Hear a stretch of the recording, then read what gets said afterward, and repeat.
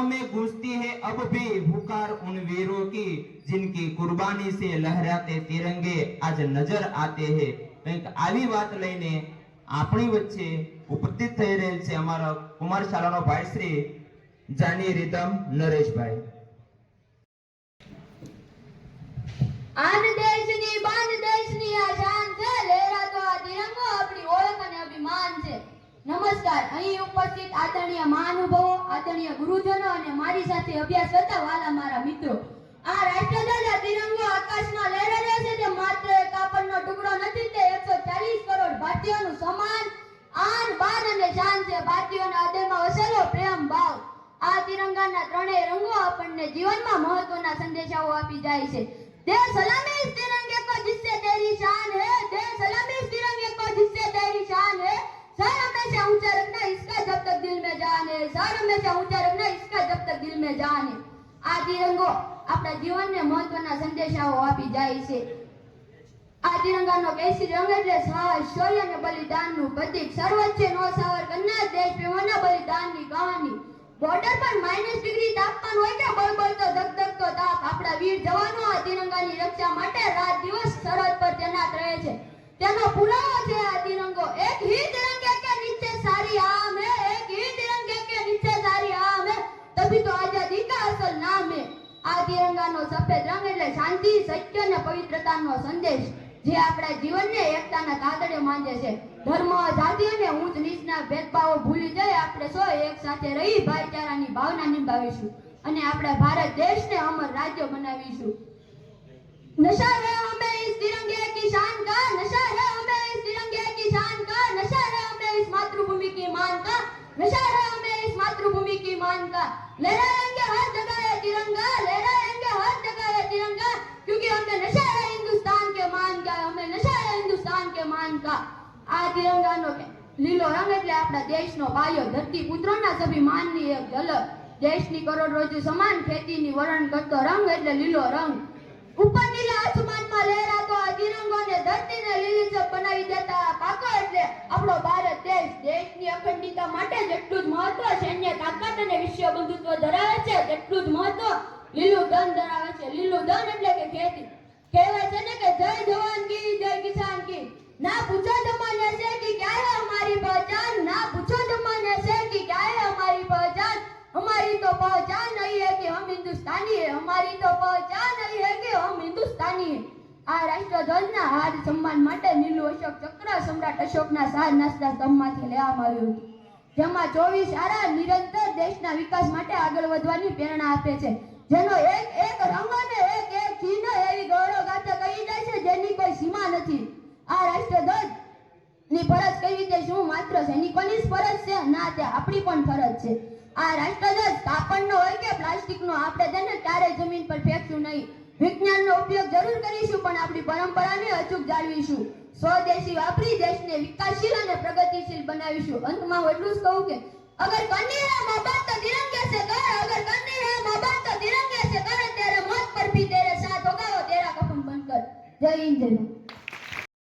जहाँ राम ने मर्यादा रची, कृष्ण ने गीता का ज्ञान दिया, इस पावन धरा ने दुनिया को जीने का हर वरदान दिया, इस पावन धरा ने दुनिया को जीने का हर वरदान दिया। यहाँ उपस्थित सभी को आजादी के पावन पर्व की हार्दिक शुभकामनाएं, प्रणाम। मैं भी वही हूँ जो आप है, माँ भारती की संतान।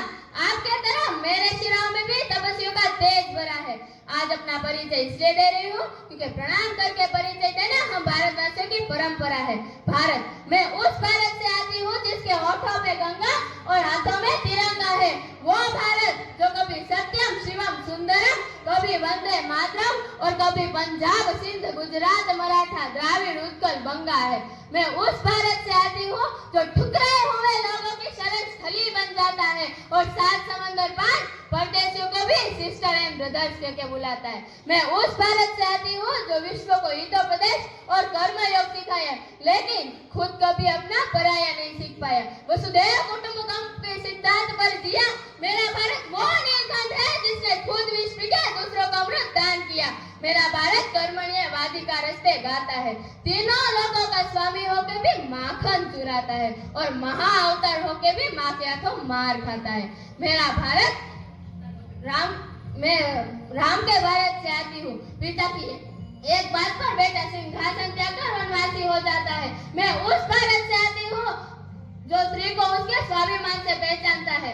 एक कुंवारी माँ को महासती कुंती के नाम से जानता है और 5 पतियों वाली द्रौपदी को देवी मानता है। मेरा भारत आकाश सा बलवान है, फिर भी धरती सा धैर्यवान है। मेरा भारत प्रेम का पुण्यलोक और अहिंसा का जन्म स्थान है। लेकिन नारी का अनादर हो जाए तो हमारा बच्चा बच्चा हनुमान है। पढ़ो हमारा इतिहास जो हमारे मस्तक पर छपा है। एक दुशासन ने हमारी बेटी का आंचल खींचा, एक दुशासन ने हमारी बेटी का आंचल खींचा, हमने 100 भाइयों की चिता जला डाली।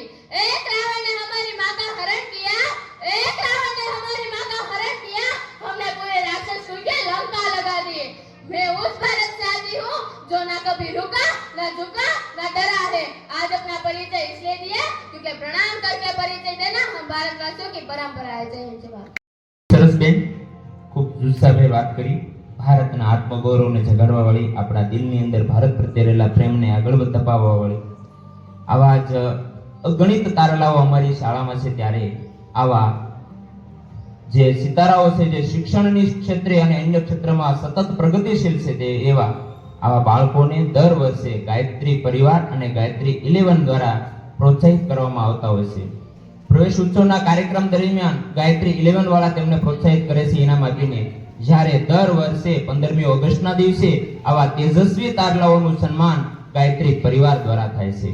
આ જે ગાયત્રી પરિવાર કે જે ગામના ઉત્થાન માટે હંમેશા પ્રયત્નશીલ રહેશે, જેણે હમણાં ગામની 3 આંગણવાડીની અંદર ખુરશીઓ, રમકડા અને અન્ય સુવિધાઓ, પંખા જેવી સુવિધાઓ પૂરી પાડીને આંગણવાડીને અદ્યતન બનાવવાનો પ્રયાસ કર્યો છે. ત્યારે આ ગાયત્રી પરિવાર વતી આજે પણ આપણે ઇનામ વિતરણનો કાર્યક્રમ કરવાના છીએ, પરંતુ તેમનું પહેલા સન્માન કરવું ઘટે અને તે માટે આંગણવાડીની બહેનો તેમને સન્માનિત કરવા માંગે છે. અને તે બહેનોની વિનંતી છે કે આપણા ગામના સરપંચશ્રી દ્વારા તે ગાયત્રી પરિવારનું સન્માન થાય. અને ગાયત્રી પરિવાર ખુદ એવું ઈચ્છે છે કે અમારા પતિ સૌથી સારી કામગીરી કે જેઓ ઘર ઘર જઈને પ્રસાર કરે છે, પુસ્તિકા પૂરી પાડે છે, આમંત્રણ પાઠવે છે અને બધા વતી સૌથી સારું કાર્ય કરે છે એવા જાની ઘનશ્યામભાઈ મેઘજીભાઈને વિનંતી કે તેઓ અહીંયા ઉપસ્થિત થાય અને અહીં આવીને અમારા સરપંચશ્રીને હાથે સન્માન પ્રાપ્ત કરે.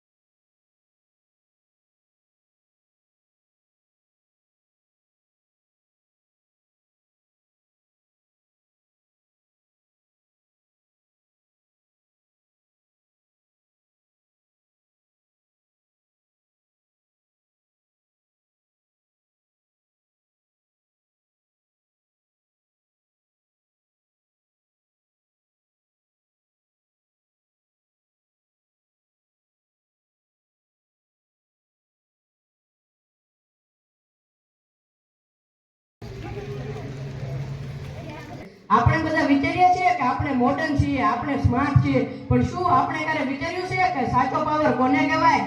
સાચો પાવર એટલે શું? આઈફોન હાથમાં હોય તે કે ઇન્સ્ટાગ્રામ પર લાખો કરોડો ફોલોવર્સ હોય તે? ના, એવું નથી. સાચો પાવર તો એ હતો જે મહારાણા પ્રતાપની પાસે હતો. અરે વિચારો તો ખરા, એક બાજુ દુનિયાનું સૌથી મોટું સામ્રાજ્ય, જેની પાસે અખૂટ ધન સંપત્તિ હતી, અને બીજી બાજુ આપણો મહારાણા, તેની પાસે હતું તો માત્ર 2 જ વસ્તુ, એક તો એની મેવાડની માટી અને બીજું એના રગરગમાં દોડતું સ્વાભિમાન. સામેથી ઓફર આવી કે પ્રતાપ અમારી શરતો માની લો, આખું હિન્દુસ્તાન તમારું. પણ ત્યારે પ્રતાપે શું કહ્યું ખબર છે? ઘાસની રોટલી ખાઈ લેશ પછી સ્વાભિમાનની રોટલી નહીં વેચું, ઘાસની રોટલી ખાઈ લેશ પછી સ્વાભિમાનની રોટલી નહીં વેચું. આજના જમાનામાં આપણા પર નાની એવી મુસીબત આવે તો આપણે તરત જ સોશિયલ મીડિયા પર સ્ટેટસ મૂકી દઈએ છીએ કે હું પરેશાન છું. બે માણસે પોતાનું આખું જીવન જંગલોમાં કાઢી નાખ્યું, છતાં એના કપાળ પર એક કરંટલી પણ નહોતી પડી. હું તમને એના જન્મથી લઈને મૃત્યુ સુધીની વાત કહું. મહારાણા પ્રતાપનો જન્મ રાજસ્થાનના કુંભલગઢ જિલ્લામાં થયો હતો. તેમની માતાનું નામ જીવંતબાઈ અને પિતાનું નામ મહારાણા ઉદયસિંહ દ્વિતીય હતું. તેમજ તેમની પત્નીનું નામ અજબદી હતું. તેમને સંતાનોમાં 3 પુત્રો અને 2 પુત્રી હતી. આ પૈકી સૌથી મોટા પુત્ર અમરસિંહે રાજગાદી સંભાળી હતી. દુશ્મન પત્થર કાપતે थे उसे वही दुश्मन सर से कांपते थे उसे वही मेवाड़ का महाराणा था। झुका नहीं जो मुगलों के आगे वही महाराणा प्रताप महान था। झुका नहीं जो मुगलों के आगे वही महाराणा प्रताप महान था। મહારાણા પ્રતાપની ઊંચાઈ 7 ફૂટ અને 5 ઇંચ જેટલી હતી। તેમને તેની માતા જીવંતબાઈ પાસેથી યુદ્ધ કલાની શિક્ષા ગ્રહણ કરી હતી। તેમને હલ્દીઘાટીના યુદ્ધમાં અકબરને પૂર્ણ ટક્કર આપી હતી। अकबर भी महाराणा प्रताप की वीरता से घबराया था। अकबर भी महाराणा प्रताप की वीरता से घबराया था। तभी तो वो हल्दीघाटी के युद्ध में स्वयं नहीं आया था। तभी तो वो हल्दीघाटी के युद्ध में स्वयं नहीं आया था। हल्दीघाटीના યુદ્ધમાં મહારાણા પ્રતાપની પાસે 20,000 જેટલા સૈનિકો હતા। તેમજ સામે મુગલો પાસે 85,000 જેટલા સૈનિકો હતા। તેમ છતાં મુગલો આ યુદ્ધને સંપૂર્ણપણે ન જીતી શક્યા। આ યુદ્ધ પછી મુગલોએ કુંભલગઢ, ચિત્તોડગઢ, મેવાડ જેવા કિલ્લાઓ હાસિલ કર્યા હતા। મહારાણા પ્રતાપ એવો સામાન્ય માણસ ન હતા। મહારાણા પ્રતાપ એ મુગલોને ક્યારેય એમને શરણાગતિ સ્વીકારી ન હતી। झुका नहीं जो मुगलों के आगे अनुबंधन को ठुकराया था। झुका नहीं जो मुगलों के आगे अनुबंधन को ठुकराया था। मातृभूमि की रक्षा मैंने प्रतिभाव बना डाला था। मातृभूमि की रक्षा मैंने प्रतिभाव बना डाला था। અકબરને દરેક લાલચ છૂટવીને પોતાની માટીની રક્ષા કરવા માટે મહારાણા પ્રતાપે ક્યાંય પાછળપાની નહોતી કરી। મહારાણા પ્રતાપ એ માણસ હતા કે જ્યારે મુગલોએ કુંભલગઢ જીતી લીધું ત્યારે પણ તેની શરણાગતિ ન સ્વીકારવાના બદલે તેઓ અરવલ્લીના જંગલોમાં રહેવા લાગ્યા। તેમણે તેટલો સંઘર્ષ ચાલુ રાખ્યો। તેમનું વજન પણ લગભગ 110 કિલો હતું। તેમનું શરીર પણ ખાસું કસાયેલું હતું। મહારાણા પ્રતાપના સૌથી પ્રિય ઘોડાનું નામ ચેતક હતું। તે ઘોડો ખૂબ જ વફાદાર અને બહાદુર હતો। એક વખતની વાત છે, જ્યારે મુગલો સામેના યુદ્ધમાં મુગલ સેના એકલા પ્રતાપની પાછળ પડી ગઈ ત્યારે મહારાણા પ્રતાપને લઈને તેઓ 22 ફૂટનું નાળું કૂદી ગયો હતો। એ કોઈ સામાન્ય ઘોડો ન હતો, તે ચેતક હતો, જેણે મહારાણા પ્રતાપને તો સહી સલામત પહોંચાડ્યો, પણ ત્યાં પહોંચતા જ તેનું મૃત્યુ થઈ ગયું। साहस का प्रतीक नया घोड़ा पर सवार, वीरता का प्रतीक मेवाड़ी सरदार, हिंदुओं की शान आज भी जिनका नाम महाराणा प्रताप। મહારાણા પ્રતાપનું મૃત્યુ માત્ર 57 વર્ષની થયું હતું। મહારાણા પ્રતાપ એ કોઈ સામાન્ય માણસ ન હતા, પણ તે એવા એક વીર યોદ્ધા હતા જેનું ઉદાહરણ અકબરે પણ જોયું હતું। મહારાણા પ્રતાપ એ હતા કે જેના ડરથી અકબર પોતાની રાજધાની આગ્રાથી લાહોર લઈ ગયો હતો અને તેમના મૃત્યુ પછી પરત તેમણે રાજધાની આગ્રા બનાવી હતી। प्रताप का सर कभी नहीं झुकता था, इस बात से अकबर भी शर्मिंदा था। प्रताप का सर कभी नहीं झुकता था, इस बात से अकबर भी शर्मिंदा था कि तुझमें कोई बात चुराना अकबर भी तुझसे डरता था। कि तुझमें कोई बात चुराना अकबर भी तुझसे डरता था।